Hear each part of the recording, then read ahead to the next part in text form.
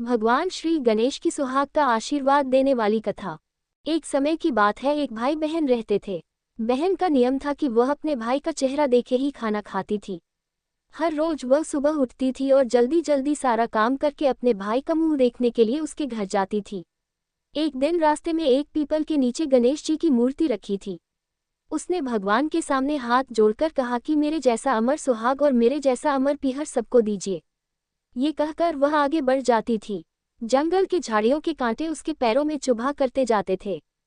एक दिन भाई के घर पहुंची और भाई का मुंह देखकर बैठ गई, तो भाभी ने पूछा, पैरों में क्या हो गया है?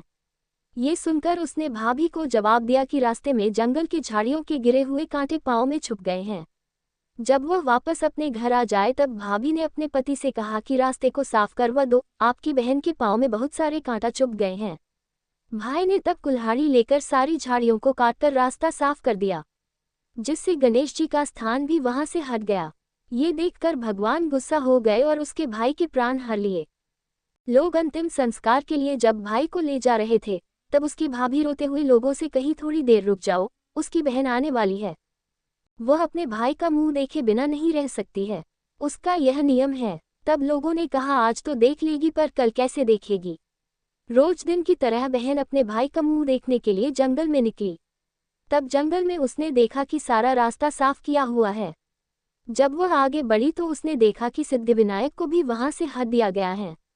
तब उसने जाने से पहले गणेश जी को एक अच्छे स्थान पर रखकर उन्हें स्थान दिया और हाथ जोड़कर बोली, भगवान मेरे जैसा अमर सुहाग और मेरे जैसा अमर पीहर सबको देना, और फिर बोलकर आगे निकल गई। भगवान सोचने लगे, अगर इसकी नहीं सुनी तो हमें कौन मानेगा, हमें कौन पूजेगा। तब सिद्धिविनायक ने उसे आवाज दी, बेटी इस खेजड़ी की 7 पत्तियां लेकर जाओ और उसे कच्चे दूध में घोलकर भाई के ऊपर छींटा मार देना, वह उठकर बैठ जाएगा। ये सुनकर जब बहन पीछे मुड़ी तो वहां कोई नहीं था। फिर वह ये सोचने लगी कि ठीक है, जैसा सुना वैसा कर लेती हूँ।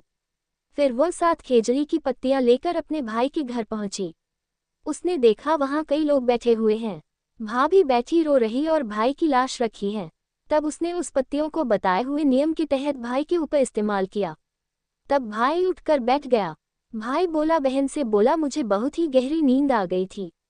तब बहन बोली, यह नींद किसी दुश्मन को भी ना आए, और उसने सारी बात अपने भाई को बता दी। तो मान्यता के अनुसार ये है गणेश जी की चमत्कारी कहानी।